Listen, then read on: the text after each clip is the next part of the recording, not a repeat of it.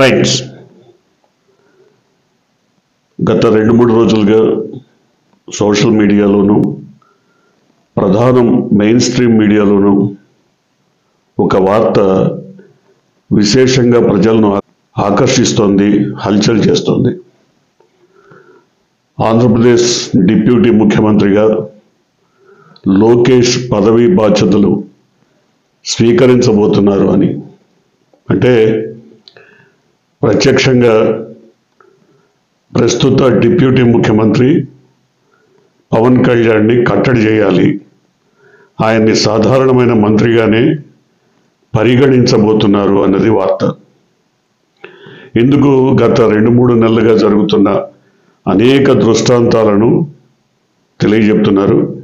వీటన్నిటికీ పరాకాష్ఠగా తిరుపతిలో జరిగినటువంటి తొక్కిసలాట ఘటనలో 6 చనిపోయిన సంఘటనకు సంబంధించి ముఖ్యమంత్రితో జంటగా వెళ్లకుండా డిప్యూటీ ముఖ్యమంత్రి హోదాలో ఆయన ప్రత్యేకంగా అక్కడికి వెళ్ళి మీడియా సమక్షంలో పవన్ కళ్యాణ్ క్షమాపణలు చెప్పడమే కాకుండా పిఠాపురం వచ్చాక టీటీడీ చైర్మన్ కానీ, ఈఓ కానీ, మిగతా సభ్యులు కానీ బేషరతుగా ప్రజలకు, బాధితులకు, బాధిత కుటుంబాలకు క్షమాపణ చెప్పాలన్నది ఆయన చేసిన డిమాండ్. ఈ మేరకు టీటీడీ చైర్మన్ అయిష్టంగానే చెప్తే పోయేదేముంది అన్న ఉద్దేశంతో అయిష్టంగానే క్షమాపణలు చెప్పాల్సినటువంటి పరిస్థితి ఏర్పడింది. సో వీటన్నిటికీ పరాకాష్ట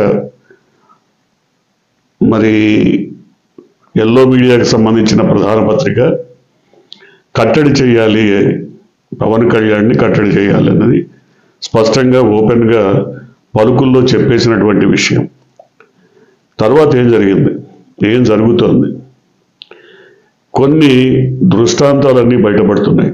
ముఖ్యంగా రాయలసీమలో కానీ, ఈస్ట్ వెస్ట్ గోదావరి జిల్లాలో, కృష్ణా కొన్ని ప్రాంతాల్లో, లేదా ఉత్తరాంధ్రలోని కొంత ప్రాంతాల్లో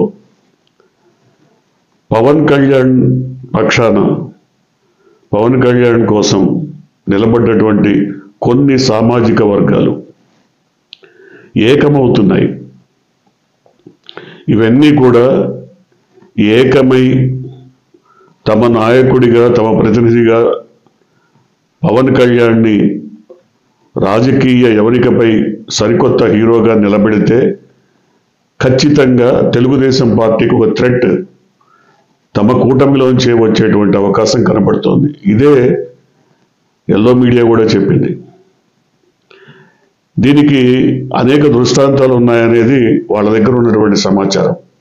ఎందుకంటే 1988కి ముందు, అంటే రంగా హత్యకు ముందు 2 వర్గాలుగా కోస్తా ప్రాంతం కానీ, ఆంధ్రప్రదేశ్లోని మిగతా జిల్లాలు కానీ, లేదా ఉత్తరాంధ్ర ప్రాంతాల్లోనూ 2 వర్గాలుగా విడిపోయినటువంటి పరిస్థితి. ఒకటి కమ్మ, ఒకటి కాపు. ఈ 2 వర్గాల మధ్య ఏ స్థితిలోనూ, ఏ కృతంగానూ సయోధ్య కుదరనటువంటి వాతావరణం. కానీ రంగా హత్య తర్వాత అనేక రకాల కారణాల వల్ల, అనేక రకాల అంశాల వల్ల, రాజశేఖర రెడ్డి లాంటి నాయకుడి ప్రమేయం వల్ల వారి మధ్య సయోధ్య ఏర్పడింది. కానీ ఇప్పుడు మళ్ళీ ఆనాటి పరిస్థితులే తలెత్తుతున్నాయా అంటే అవుననే వినపడుతుంది. ఒక దశలో తెలుగుదేశం కూడా, తెలుగుదేశాన్ని భుజాల మీద మోస్తున్న సామాజిక వర్గం అయితే ఖచ్చితంగా ఈ ఎన్నికల్లో మనం 150 స్థానాలకు పైగా గెలుచుకునే అవకాశం ఉన్నప్పటికీ, మరి జనసేనను నెత్తినెక్కించుకున్నాం, ఆయనకు 21 స్థానాలు ఇవ్వటమే గొప్ప, డిప్యూటీ ముఖ్యమంత్రి ఇంకా అదనంగా ఇచ్చాము. కానీ ఆయన వ్యవహార శైలి కూటమిని ప్రశ్నించేదిగా ఉంది, వేధించేదిగా ఉంది, విసిగించేదిగా ఉంది, ఇబ్బందులు పెట్టేదిగా ఉంది అని ఆ సామాజిక వర్గం అభిప్రాయపడుతోంది. వారందరూ కూడా లోకేష్ వెనుక పోలరైజ్ అవుతున్నారు, ఏకమవుతున్నారు. లోకేష్ నాయకత్వాన్ని ముందుకు తీసుకురావాలని చంద్రబాబు మీద ఒత్తిడి తెస్తున్నారు. నిజానికి చంద్రబాబు నాయుడు కూడా తన కుమారుడికి ఒక అత్యున్నత పదవి రావడం కోసం చేస్తున్న ప్రయత్నమే ఇప్పుడు ప్రభుత్వంలో కొనసాగడం. ఇప్పుడు ఆయన ఎంతకాలం కొనసాగుతారన్నది ప్రశ్న. ఏదో ఒక సందర్భంలో ఏదో ఒక సమయంలో ఖచ్చితంగా తన కొడుక్కి ఆ పదవిని కట్టబెడతారు. కానీ ఈలోపే డిప్యూటీ సీఎంగా బాధ్యతలు అప్పగించాలని ఆ వర్గం ఆరాటపడుతోంది. ఎందుకని అంటే డిప్యూటీ సీఎంగా ఉన్నటువంటి వ్యక్తి ఇప్పుడు కొన్ని సామాజిక వర్గాలకు ప్రతినిధిగా హీరోగా ఎదిగితే మళ్ళీ గతంలో పరిస్థితులు పునరావృతమయ్యేటువంటి అవకాశం ఉంది అని ఇప్పుడు తెలుగుదేశానికి వెనుక ఉన్నటువంటి సామాజిక వర్గం భావిస్తుంది. ఈ సామాజిక సమీకరణాలు లేదా లెక్కలు లేదా పవన్ కళ్యాణ్ ఒంటెత్తు పోకడ, ఆయన స్వయంగా నిర్ణయాలు తీసుకుంటున్నారు. ఒంటరిగానే నిర్ణయాలు తీసుకొని రాజకీయాల్లో ముందుకెళ్లాలనుకుంటున్నారు. ముందు ఆయన తెలుగుదేశంతో కలవడానికి ప్రధాన కారణం అసెంబ్లీలో కాలు పెట్టాలి. తను కానీ తన పార్టీ సభ్యులు కానీ కనీసం అసెంబ్లీలో ప్రాతినిధ్యం కోసం తాము పొత్తు పెట్టుకోవాలనుకున్నారు. కానీ అసెంబ్లీలో ప్రాతినిధ్యం వచ్చిన తర్వాత తాము ఇండిపెండెంట్గా ఎదగాలని చూస్తున్నారు. అది కూడా ఒక జాతీయ పార్టీ మద్దతుతో కనుక ఎదిగే అవకాశం ఉంటే అంతకు మించినటువంటి మరి బలోపేతమైనటువంటి పరిస్థితి కనపడదు.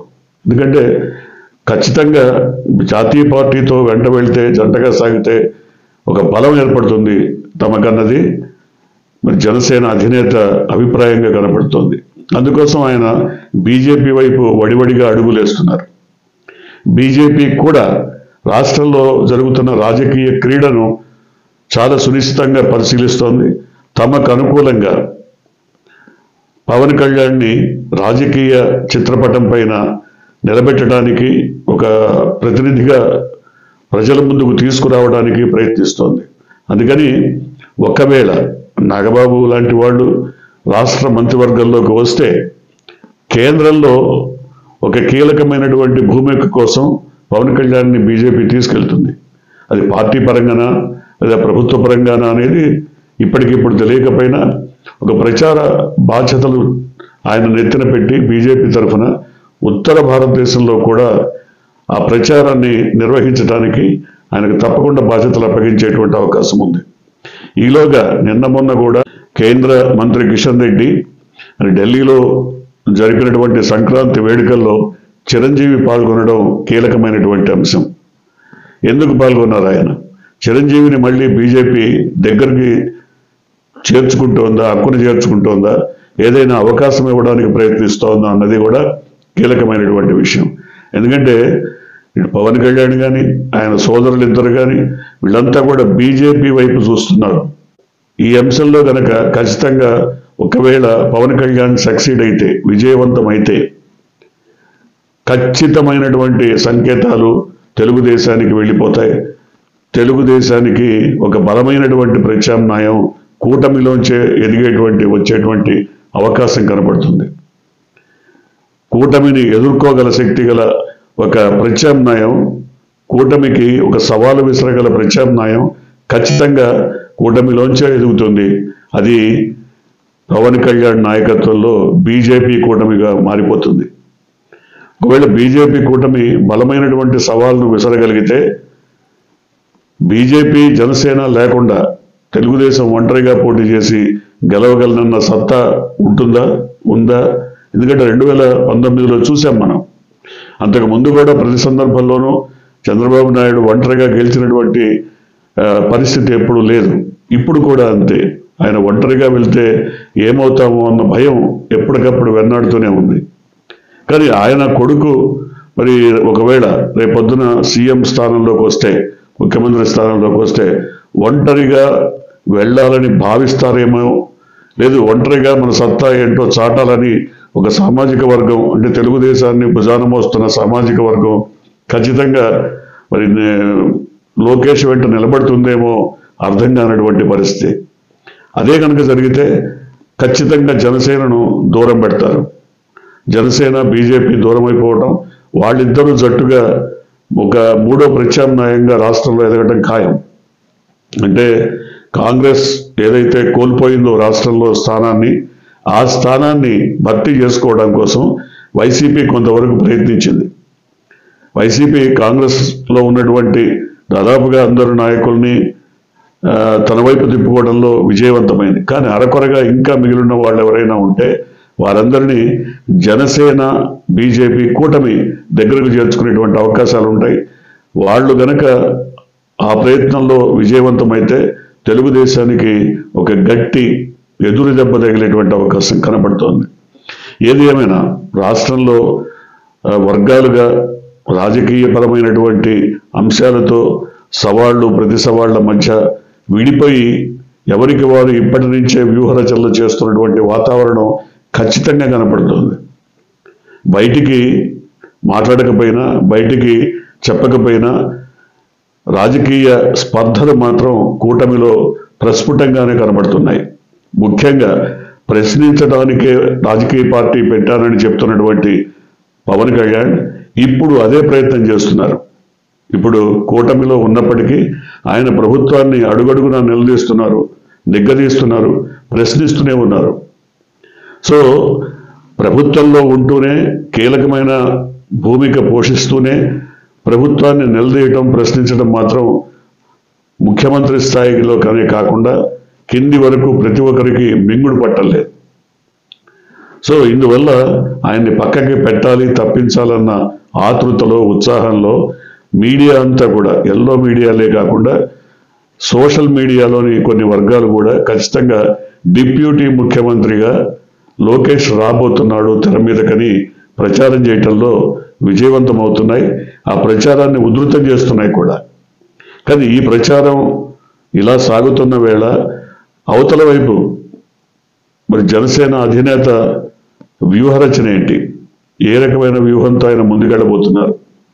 ముఖ్యంగా ఆయన ఇప్పటికే కూటమి ప్రభుత్వ వైఫల్యాలను మరి అమిత్ షాకు, మోడీకు తెలియజేశారన్న విషయం వెల్లడవుతుంది. అంటే ఎక్కడెక్కడ ల్యాప్సెస్ ఉన్నాయి ప్రభుత్వ పరంగా, ఏ రకమైన వైఫల్యాలు ఉన్నాయి, వీటన్నిటినీ అమిత్ షాకు, మోడీకు ఎప్పటికప్పుడు తెలియజేస్తున్నారు. కాబట్టి ఆ తెలియజేసే బాధ్యతను కూడా బీజేపీ ప్రభుత్వం పవన్ కళ్యాణ్కి అప్పగించిందన్న వార్త వినపడుతుంది. అంటే ఏ రకంగా చూసినా వారి మధ్య అనుకున్నంత బలమైనటువంటి విడదీయరాని బంధం ఏదీ లేదు. వాళ్ళు ఎప్పటికప్పుడు ఏదో రకంగా బయటపడాలనే ఉద్దేశంతోనే మనుగడ సాగిస్తున్నట్టుగా కనబడుతుంది.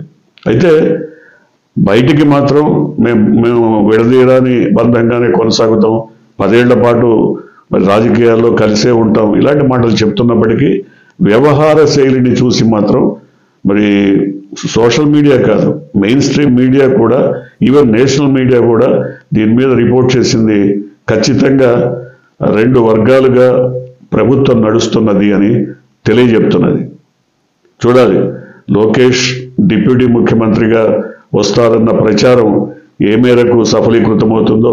ఆయన్ని డిప్యూటీ కాదు, ముఖ్యమంత్రిగానే చేయాలన్నది ప్రస్తుత ముఖ్యమంత్రి ఆశాభావం, ఆయన యొక్క లక్ష్యం కూడా అదే. కానీ ఆ లక్ష్యం మరి ఛేదించాలంటే, ఆ లక్ష్యం చేరుకోవాలంటే ఎన్ని రకాల అవరోధాలు ఎదుర్కొంటూ ముందుకెళ్లాలో అవన్నీ కూడా చంద్రబాబుకి తెలుసు.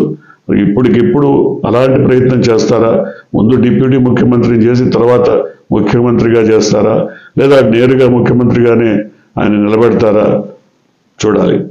మీరు కొత్తగా కనుక ఈ ఛానల్ని చూస్తున్నట్టయితే, మీరు ఇప్పటివరకు మన ఛానల్ని సబ్స్క్రైబ్ చేసుకున్నట్టయితే వెంటనే ఛానల్ని సబ్స్క్రైబ్ చేయండి. వెంటనే వీడియోని లైక్ చేసి షేర్ చేయండి. బెల్ ఐకాన్ని